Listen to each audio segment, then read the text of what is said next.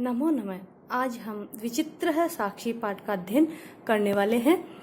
विचित्र है साक्षी, विचित्र है यानी अद्भुत, अपूर्व, अनोखा, साक्षी यानी गवाह है, विटनेस।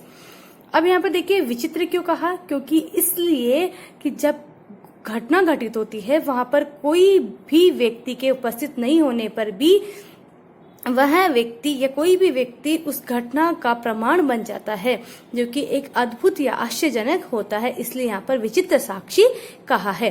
विचित्र है साक्षी, कवि ने इसका शीर्षक क्यों रखा है, तो ये हमें पाठ को पढ़ने पर समझ आएगा कि यहाँ पर साक्षी को विचित्र क्यों कहा है। तो सर्वप्रथम हम देखते हैं पाठ का परिचय। अयम पाठ है ओम प्रकाश ठाकुर विरचित कथायाः संपादित अंशः अस्ति, यानी प्रस्तुत पाठ श्री ओम प्रकाश ठाकुर द्वारा रचित कथा का संपादित अंश है। इयं कथा बंग साहित्यकार बंकिम चंद्र चटर्जी द्वारा न्यायाधीश रूपेण प्रदत्त निर्णयोपरि आधारिता अस्ति। यह कथा बंगला के प्रसिद्ध साहित्यकार बंकिम चंद्र चटर्जी द्वारा न्यायाधीश रूप में लिए गए निर्णय पर आधारित है। न्यायकर्तारः सत्यासत्य निर्णयार्थं यदा कदा तादृशीनां युक्तीनां प्रयोगं कुर्वन्ति याभिः प्रमाणं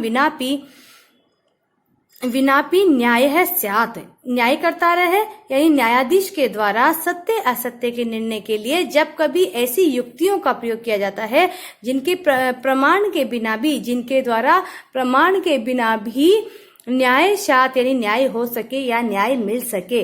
अस्याम कथायाम न्यायाधीशो तथैव मार्ग है आश्रित है, यानी इस कथा में न्यायाधीश के द्वारा उसी मार्ग का आचरण किया गया है।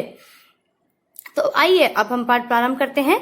कश्चन निर्धनो जनः भूरि प्रशम्य किंचित वित्तम उपार्जितवान। कश्चन निर्धनो जन है यानी कोई निर्धन व्यक्ति, कश्चन निर्धनो जन है कोई निर्धन व्यक्ति भूरी परिश्रम में अत्यधिक परिश्रम करके किंचित यानी कुछ, वित्तम उपार्जितवान, वित्तम यानी धन, उपार्जितवान यानी कमाता है या धन अर्जित करता है। तेन वित्तेन स्वपुत्रम एकस्मिन् महाविद्यालये प्रवेशम दापितुम सफलो जात। तेन वित्तेन उस धन के द्वारा, उस कमाए हुए धन के द्वारा स्वपुत्रम अपने पुत्र को एकस्मिन महाविद्यालय, एक महाविद्यालय में, कॉलेज में प्रवेशम दापितुम प्रवेश दिलाने के लिए सफल हो जाता है। तत्तनये तत्रैव छात्रावासे निवसने अध्ययने संलग्न है संभूत। तत्तनय है वह पुत्र तत्रैव छात्रावासे, उसी छात्रावास में निवसन रहते हुए अध्ययन संलग्न संभूत, अध्ययन में संलग्न हो जाता है या अध्ययन में लग जाता है। एकदा स पिता तनुजस्य रुग्णताम आकर्णे व्याकुलो जातः है पुत्रम द्रष्टुम च प्रस्थित है। एकदा यानी एक बार, स पिता वह पिता, तनुजस्य तनुज यहाँ पर पुत्र के लिए आया है, पुत्र की रुग्णता बीमारी को सुन करके, आकर्णे सुन करके यानी बीमारी के विषय में सुन करके व्याकुल हो जाता है, बेचैन हो जाता है, परेशान हो जाता है। च यानी और, पुत्रम दृष्टुम पुत्र को देखने के लिए प्रस्थित है, चल पड़ता है। यहाँ पर देखिए व्याकुल हो जाता है, यहाँ पर उत्व विसर्ग संधि है, व्याकुल है, धन जाता है तो विसर्ग को ओ हो जाएगा।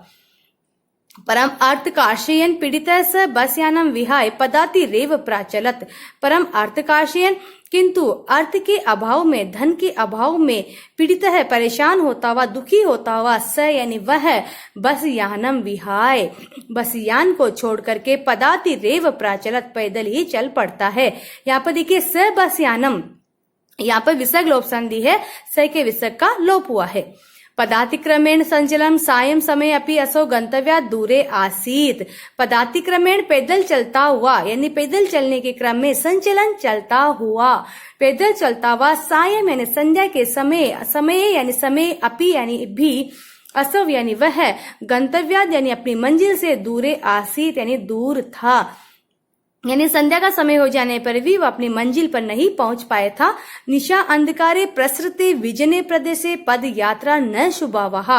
निशा अंधकारे रात्रि के अंधकार में, प्रसृते यानी फैल जाने पर, यानी रात्रि के समय अंधकार के फैल जाने पर, विजने प्रदेश यानी एकांत प्रदेश में, पद यात्रा न शुभावह यानी अच्छी नहीं है, कल्याणकारी नहीं है, अर्थात रात्रि के अंधकार में पैदल चलना कल्याणकारी नहीं है। एवं विचार्य, ऐसा विचार करके, सह पार्श्वे स्थिते ग्रामे रात्रि निवासम कर्तुम कंचित गृहस्थम उपागत है। ऐसा विचार करके स यानी वह पार्श्व स्थित यानी पास में स्थित ग्रामे यानी गांव में रात्रि निवास कर्तुम यानी करने के लिए कंचित यानी किसी गृहस्थम उपागत है, किसी ग्रस्त कहते हैं जो कि परिवार के साथ रहता है।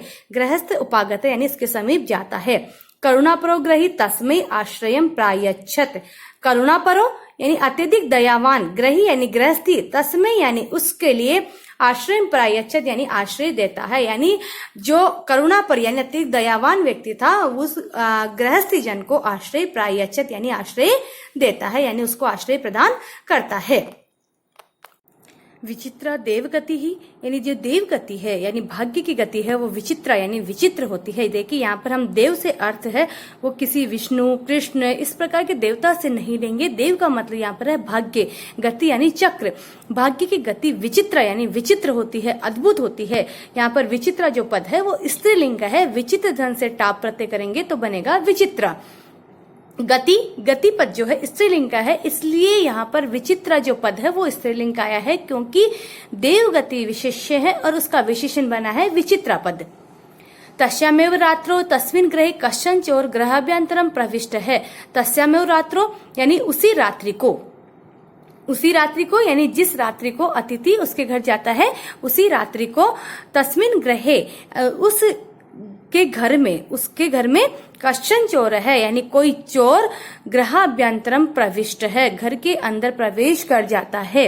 तत्र निहिताम एकाम मंजुषाम आदाय पलायित है। तत्र निहिताम और क्या करता है, तत्र यानी वहां पर, निहिताम यानी रखी हुई, एकाम मंजुषाम यानी एक मंजुषा को, मंजुषा का अर्थ यहाँ पर लिया गया है संदूक को, तो एक मंजुषा को आदाय यानी लेकर के, पलायित यानी भाग जाता है। मंजुषा से अर्थ यहाँ पर हम लेंगे संदूक, छोटा बक्सा जो कि चौकोर के आकार में होता है। चोरस्य पाद ध्वनिना प्रबुदो अतिथि ही चोर शंकया तम अंधावत ग्रहणात च। तो यहाँ पे कहा कि चोरस्य पाद ध्वनिना यानी चोर की पैरों की ध्वनि से, प्रबुद्ध यानी जागा हुआ, अतिथि चोर शंकया यानी चोर होने की शंका से, संदेह से, तम अनुधावत यानी उसके पीछे दौड़ता है, च यानी और, अग्रहणात यानी उसको पकड़ लेता है। प्रबुद्धो अतिथि ही यहाँ पर संधि है, प्रबुद्ध है धन अतिथि ही यानी उत्व विसर्ग संधि यहाँ पर है। परम विचित्रम अघटित, किंतु वहां पर विचित्र घटना घटित होती है। क्या विचित्र घटना घटित होती है तो आगे देखते हैं। चोर एव उच्च है क्रशुतम आरभत चोरो अयम इति। चोर एव है यानी चोर ही, उच्च यानी जोर से, क्रोशितम आरभ चिल्लाना प्रारंभ करता है, अयम चोर है यह चोर है, चोरो अयम यह चोर है, इति यानी इस प्रकार से। अब यहाँ पर देखिए चोरो अयम, यहाँ पर चोर है धन अयम उत्व विसर्ग संधि है यहाँ पर, तो विसर्ग को ओ हुआ है और बाद वाले अ को अवग्रह हुआ है। यहाँ पर वो कहावत एकदम सही साबित होती है कि उल्टा चोर कोतवाल को डांटे, यानी उस चोर ने ही चोरी की और जिस दूसरे व्यक्ति ने उस चोर को पकड़ लिया तो वो चोर उस पकड़ने वाले व्यक्ति पर चोरी का आरोप लगाता, वो उसको ही चोर बता देता है। तस्य तारस्वरेण प्रबुद्धः ग्रामवासिनः स्वगृहात् निष्क्रम्य तत्र आगच्छन् वराकम अतिथिमेव च चोरम मत्वा अभर्त्सयन्। तो यहाँ पर क्या कहा कि तस्य तारस्वरेण यानी उसकी तार स्वरेण यानी ऊंचे स्वर से, उसके ऊंचे आवाज से, प्रबुद्धः ग्रामवासिन है जागे हुए ग्रामवासी थे, यानी जो गांव के लोग जाग गए थे वो जागे हुए ग्रामवासी स्वगृहात् अपने घर से निष्क्रम्य निकल करके, तत्र आगच्छन् यानी वहां आकर के, वराकम अतिथि में बेचारे अतिथि को ही चोरम मतवा चोर मान करके अभर्त्सयन् यानी निंदा की।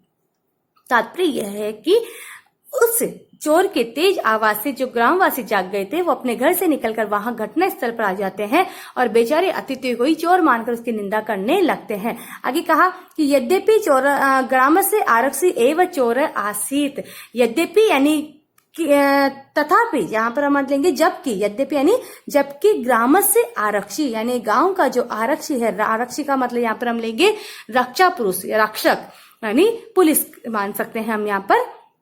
गांव का आरक्षी ही चोर आसीत यानी चोर था, तत्क्षणमेव रक्षा पुरुष तम अतिथिम चोरो अयम इति प्रकाप्य कारागृहे प्राक्षिपत। तत्क्षण में उसी समय ही रक्षा पुरुष यानी रक्षक पुरुष ने, उस रक्षा करने वाले व्यक्ति ने, आरक्षी ने तम अतिथि यानी उस अतिथि को ही अयम चोर, यह चोर इति प्रख्याप्य, ऐसा कहते हुए कारागृह प्राशिपत यानी जेल में उसको डाल दिया, यानी उसको कारागार में डाल दिया। यानी अब देखिए प्राशिपत यहाँ शिप धातु फेंकने के अर्थ में आती है, लेकिन कोई वस्तु तो है नहीं कि हम उसको फेंक देंगे। यहाँ पर है कारागार में डालना, जेल में डालना। आगे क्या कहा कि अग्रिमे दिने से आरक्षी चोर्याभियोगे तम न्यायालयम नीतवान। अग्रिमे दिने यानी अगले दिन से आरक्षी यानी वह रक्षा पुरुष चोर्याभियोगे चोरी के आरोप में तम न्यायालयम नीतवान यानी उसको न्यायालय में ले जाता है।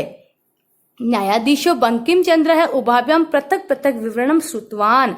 न्यायाधीश बंकिम चंद्र उभाभ्याम यानी उन दोनों से पृथक पृथक विवरणम श्रुतवान अलग अलग विवरण सुनता है।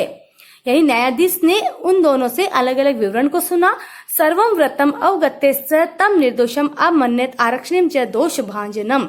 सर्वम व्रतम अवगत्य संपूर्ण वृत्तांत को जान करके, सर्वम व्रतम यानी संपूर्ण वृत्तांत को जान करके, स यानी वह, तम निर्दोषम, तम यानी उस अतिथि को, तम सर्वनाम पद यहाँ पर अतिथि के लिए आया है, उस अतिथि को निर्दोषम अमन्यत निर्दोष माना, च यानी और, आरक्षिणम यानी आरक्षी को दोष भाजनम दोष का पात्र माना। किंतु प्रमाणा अभाव स निर्णय तुम न अशक्नोत, किंतु प्रमाण के अभाव में वह निर्णय लेने में असमर्थ था। ततः असौ तौ अग्रिमे दिने उपस्थातुम आदिष्टवान।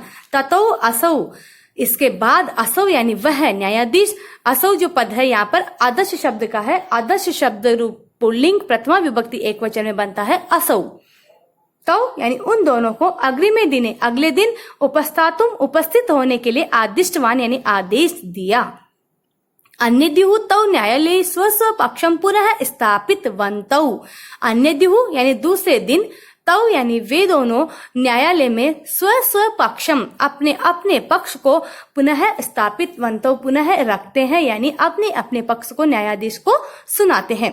तदेव कश्चित् तत्रत्य कर्मचारी समागत्य निवेदयत यत् इतः क्रोशद्वयान्तराले कश्चित् जनः केनापि हतः।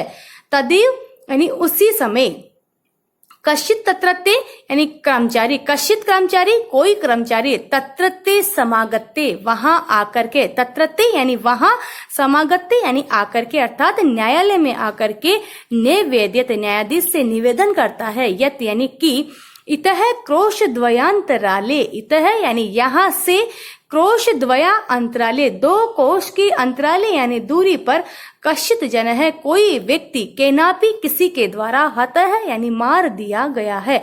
अर्थात यहाँ पर तात्पर्य यह है कि कोई व्यक्ति, कोई कर्मचारी न्यायालय में आकर न्यायाधीश से निवेदन करता है कि यहाँ पर 2 कोस की दूरी से कोई व्यक्ति किसी के द्वारा मार दिया गया है। यहाँ पर देखिए क्रोश द्वया आया है, तो क्रोश शब्द का अर्थ कोश से हम लेंगे कि प्राचीन काल में कोश जो शब्द है वो दूरी के लिए प्रयुक्त किया जाता था, जहाँ की हम वर्तमान काल में किलोमीटर लेते हैं दूरी बताने के लिए, प्राचीन काल में उसी दूरी के लिए कोश शब्द का प्रयोग किया जाता था। एक कोश में 3 किलोमीटर होते हैं, तो 2 कोश का मतलब हो गया 6 किलोमीटर। तस्य मृत शरीरम राजमार्गम निक्षा वर्तते। तस्य मृत शरीरम यानी उसका मृत शरीर जो है, राजमार्गम निक्षा यानी राजमार्ग के निक्षा यानी समीप में, वर्तते यानी रखा हुआ है। आदेशिताम किम करणीयम इति, आदेश दीजिए कि क्या करना है या क्या करना चाहिए, यानी न्यायाधीश से कहता है आदेशिताम आदेश दीजिए, किम करणीयम क्या करना चाहिए। न्यायाधीश है आरक्षणम अभियुक्तम च तम शवम न्यायालय आनेतुम आदिष्टवान। न्यायाधीश है, न्यायाधीश ने, आरक्षिणम यानी आरक्षी को, च यानी और, अभियुक्तम यानी अभियुक्त को, अभियुक्त कहते हैं आरोपी जिस पर आरोप लगाया गया है चोरी का, अभियोगी को, तम शवम उस शव को न्यायालय में आने तुम लाने के लिए आदिष्टवान यानी आदेश दिया। यानी न्यायाधीश क्या कहता है, उन दोनों को, उस शव को न्यायालय में लाने के लिए आदेश देता है।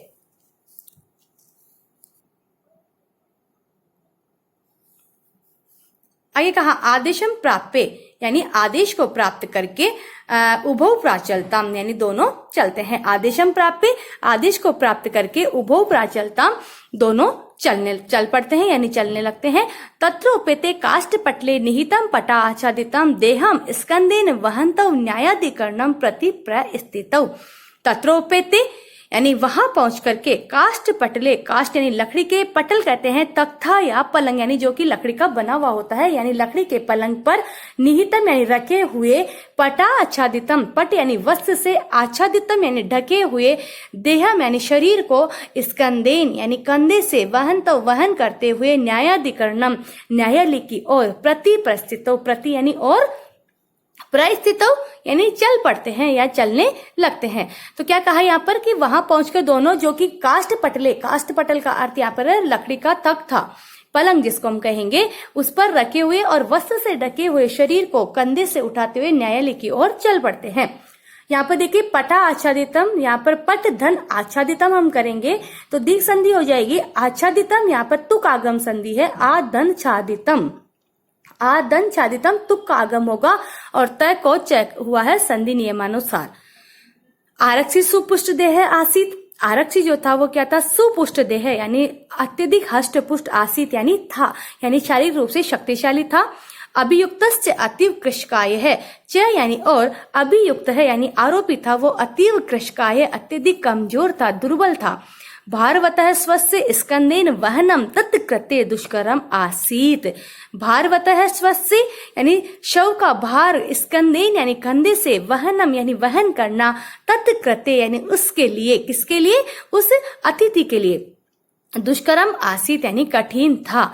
स भार वेदनया क्रंदंती स्म, स यानी वह, भार वेदना यानी भार की वेदना से, दुख से, क्रंदंती स्म यानी रोने लगता है, चिल्लाने लगता है। तस्य क्रंदनम निशम में मुदित आरक्षी तम उवाच, तस्य क्रंदनम उसके यानी अतिथि के, क्रंदन को, रुदन को, निशम में यानी सुन करके, मुदित यानी प्रसन्न होता हुआ, आरक्षी यानी रक्षा पुरुष, तम उवाच उस अतिथि को बोला कि रे दुष्ट यानी हे दुष्ट, तस्मिन् दिने त्वया अहम चोरिताया मंजुषाया ग्रहणाद वारित है। तस्मिन् दिने उस दिन, यहाँ पर देखिए तस्मिन जो है विशेषण है दिने का, दिने पद विशेष्य है और तस्मिन विशेषण है।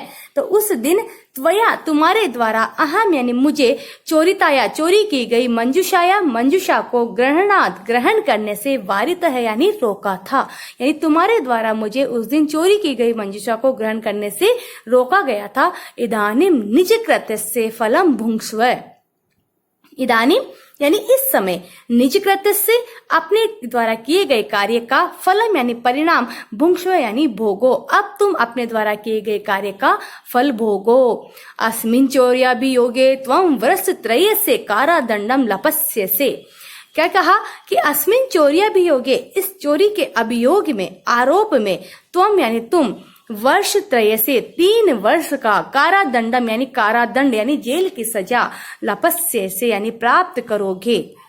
इति प्रोचे उच्चई हसत, इति प्रोचे यानी ऐसा बोल करके, उच्चई है यानी जोर से, हसत यानी हंसने लगा।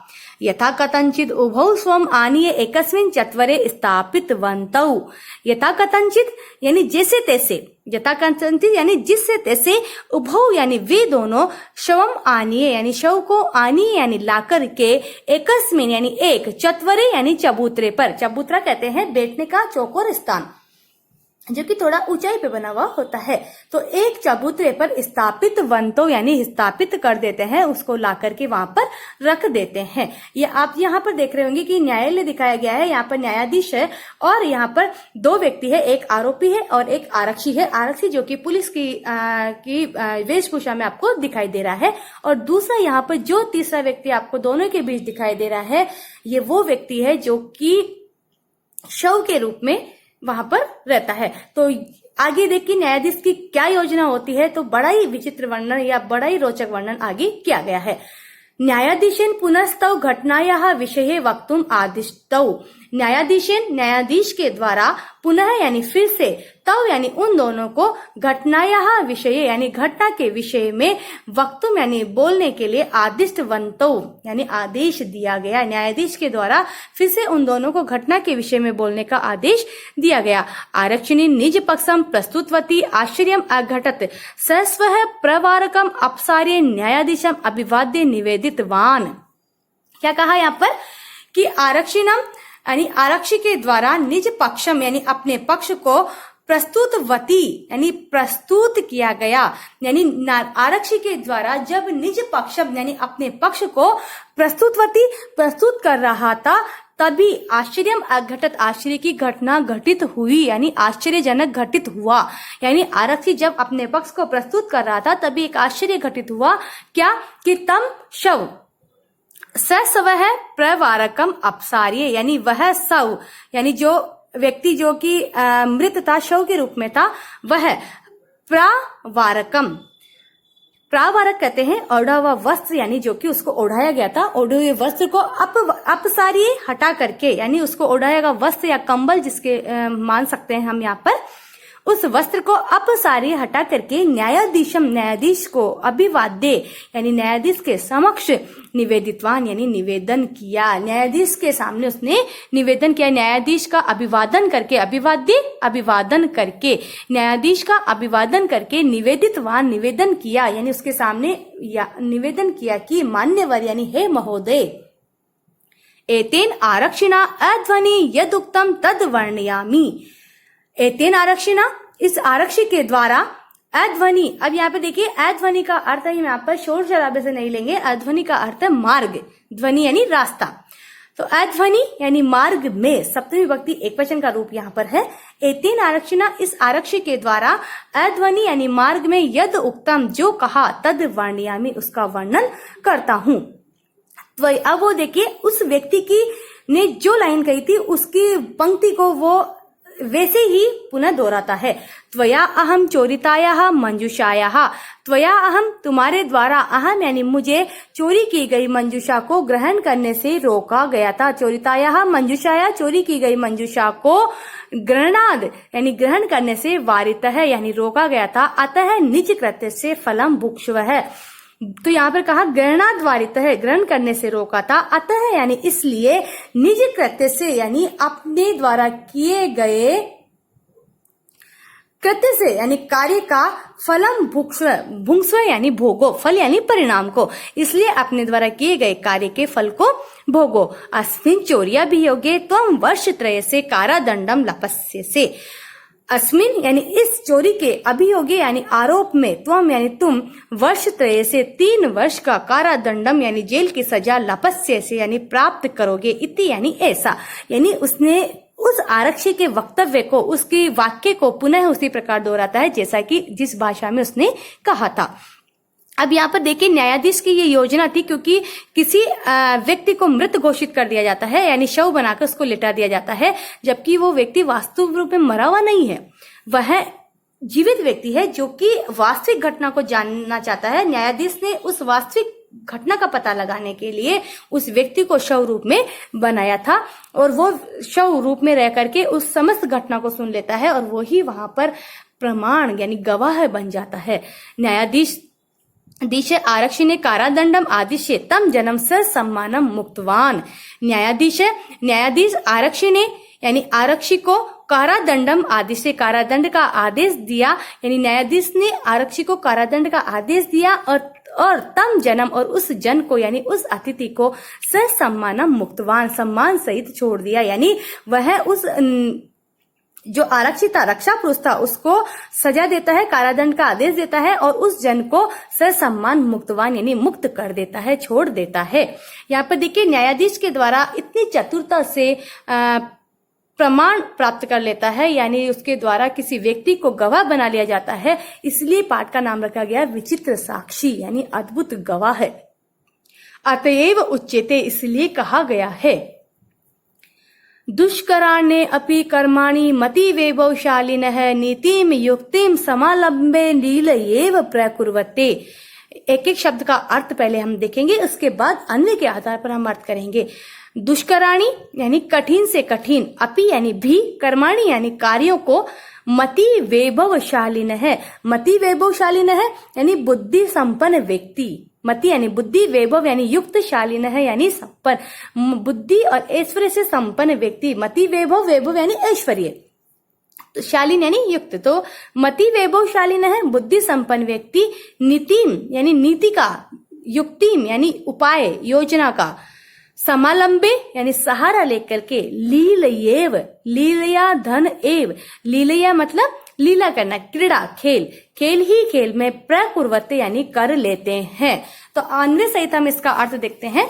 तो सबसे पहले हम लेंगे मति वैभवशालीन है, यानी बुद्धि संपन्न व्यक्ति, नीतिम युक्तिम, नीति का और युक्ति का, यानी बुद्धि, नीति का मतलब हम लेंगे बुद्धि की चतुरता, तो बुद्धि चातुर्य, और युक्तिम यानी योजना का, उपाय का, समालंबे सहारा लेकर के, दुष्कराणि कर्माणि अपि, दुष्कराणि यानी कठिन से कठिन, कर्माणि यानी कार्यों को, अपि यानी भी, कठिन से कठिन कार्यों को भी, लीलया एव यानी खेल ही खेल में, प्रकुर्वते यानी संपन्न कर लेते हैं, या खेल ही खेल में पूर्ण कर लेते हैं।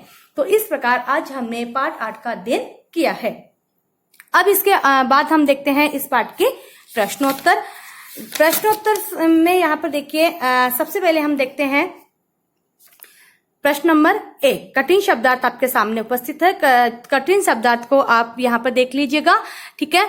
हम सीधा देखते हैं प्रश्न नंबर 1।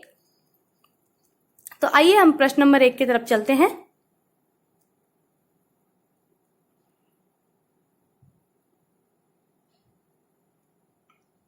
एक पदेन उत्तरम लिखित, यानी एक पद में उत्तर लिखिए। तो सबसे पहले हम देखते हैं कीदृशे प्रदेशे पद यात्रा न शुकावहा।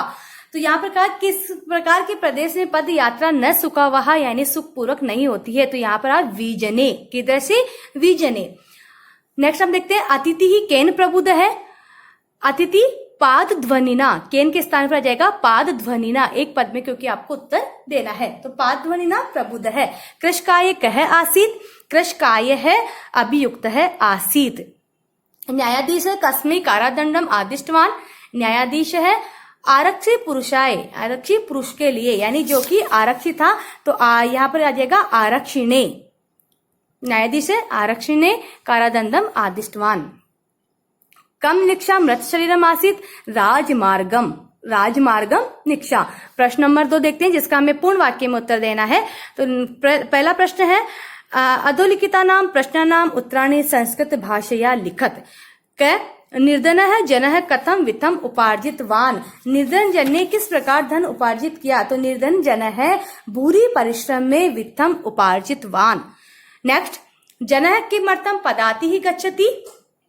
जन अर्थकाश्रयेन पीड़ित जन बस यानम विहाय पदाति रेव गच्छति। अर्थकाश्रयेन पीड़ित जन बस यानम विहाय पदाति रेव गच्छति। नेक्स्ट देखिए, प्रसृते निशा अंधकारे स किम अचिंतयत। यहाँ पर कहा कि प्रसृते निशा अंधकारे यानी रात्रि के अंधकार में फैल जाने पर, तो प्रसृते निशा अंधकारे विजने प्रदेशे पद यात्रा न शुभा वहा। एवं विचारिये स अचिंतियत, ऐसा विचार करके वह अचिंतित होता है।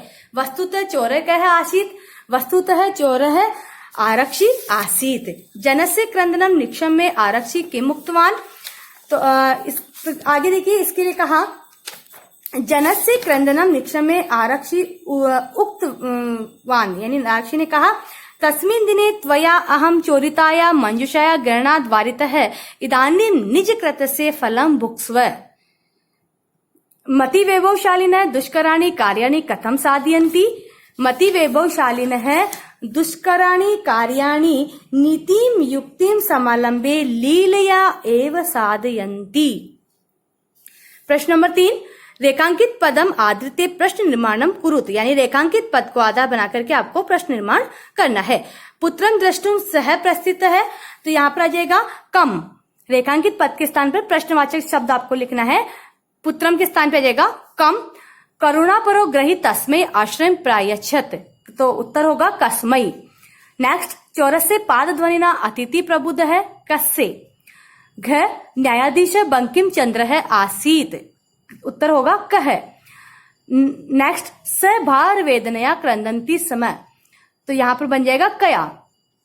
नेक्स्ट देखिए, उभौ स्वम चत्वरे स्थापित वंतौ, उत्तर होगा इसका कुत्र, यानी उन्होंने शव को कहां रखा, तो उत्तर बन जाएगा कुत्र।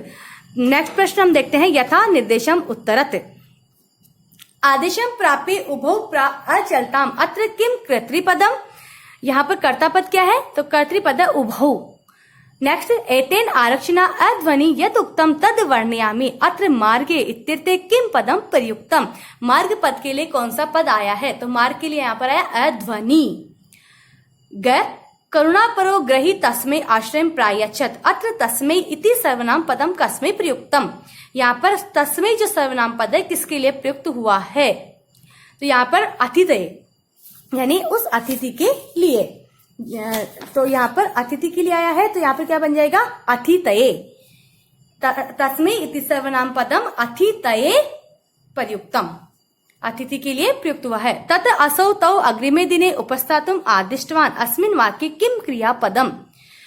यहाँ पर क्रियापद है आदिष्टवान। दुष्कराणे अपि कर्माणि मति वैभवशालिनः अत्र विशेष्य पदम किम। विशेष्य पद है यहाँ पर कि अब देखिए यहाँ पर दुष्कराणि कर्माणि मति वैभवशालिनः यानी बुद्धि संपन्न व्यक्ति, मति वैभवशालीन बुद्धि संपन्न हो जाएगा कैसे कर्मों को, कठिन कर्मों को। तो दुष्कराणि यहाँ पर विशेषण हो गया, कर्माणि यहाँ पर विशेष्य है, तो कर्माणि विशेष्य है और दुष्कर्माणि यहाँ पर हो गया कर्माणि का विशेषण, यानी कठिन कार्य को, कैसे कार्य को, कठिन कार्यों को। तो यहाँ पर विशेष्य पद कर्माणि। संधि संधि विच्छेदम च कुरुत पदाति रेव, पदाति रेव का बन जाएगा यहाँ पर पदाति ही धन एव। निशा अंधकारे, निशा धन अंधकारे, अभियागतम अभ्यागतम, भोजन अंते भोजनांते, चोरो अयम चोरः धन अयम, ग्रह अभ्यंतरे ग्रहाभ्यंतरे, लीलयेव लीलया धन एव, यदुक्तम यत धन उक्तम। यहाँ पर हो जाएगा यत धन उक्तम, तय को द हो जाएगा और उस यश संधि यहाँ पर है, तो द के स्थान पे हम तय करेंगे यत धन उक्तम। प्रबुद्ध है अतिथि, प्रबुद्धो अतिथि, यानी विषय के स्थान पे ओ हो जाएगा, बाद वाले अ को अवग्रह हो जाएगा। प्रश्न नंबर 4 देखिए, यहाँ पर भिन्न भिन्न प्रत्यय है और इससे आपको क्या करना है, इनमें से आपको प्रत्ययुक्त शब्द आपको लिखना है। ये प्रश्न आप स्वयं करेंगे, ठीक है, क्योंकि प्रत्यय आपको बता दिए गए हैं और ये प्रश्न आपको स्वयं करना है। प्रश्न नंबर 7 देखिए, अधोलिखितानि वाक्यानि बहुवचने परिवर्तयेत्, यानी इन वाक्यों को आपको बहुवचन में परिवर्तन करना है। तो स बसयानम विहाय पदातिरेव गंतुम निश्चयं कृतवान, स के स्थान पे क्या जाएगा ते, स तौ ते बसयानम विहाय पदातिरेव गंतुम निश्चयं कृतवन्तः। चोरः ग्रामे नियुक्तः राजपुरुषः आसीत्, तो यहाँ पे आ जाएगा चोरः ग्रामेषु या चोरः ग्रामे नियुक्तः राजपुरुषः आसन्।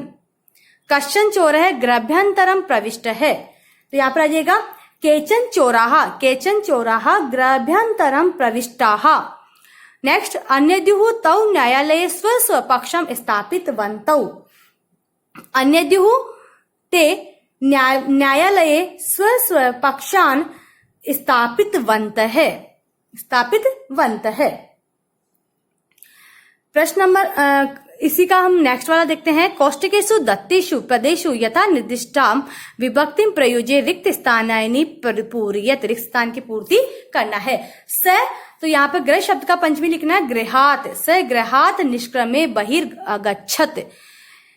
अतिथि शब्द का चतुर्थी विभक्ति हमें लिखना है, तो यहाँ पर आ जाएगा अतिथये, अतिथये। नेक्स्ट में हम देखेंगे न्यायाधिकारीन शब्द की द्वितीय विभक्ति हमें लिखना है, ठीक है, तो यहाँ पर आ जाएगा तौ न्यायाधिकारिणम प्रति परिस्थितौ। नेक्स्ट का हम देखते हैं चौर्याभियोगे तम व्रस्तयम कारादंडम लपस्यसे, इदम शब्द की सप्तमी विभक्ति, तो अस्मिन् चौर्याभियोगे, अस्मिन् चौर्याभियोगे। चौरस्य पादध्वनिना, चौरस्य पादध्वनिना तृतीय विभक्ति का हमें लिखना है, तो यहाँ पर क्या जाएगा पादध्वनिना। तो इस तरह से आज हमने पाठ 8 का अध्ययन किया है। धन्यवाद।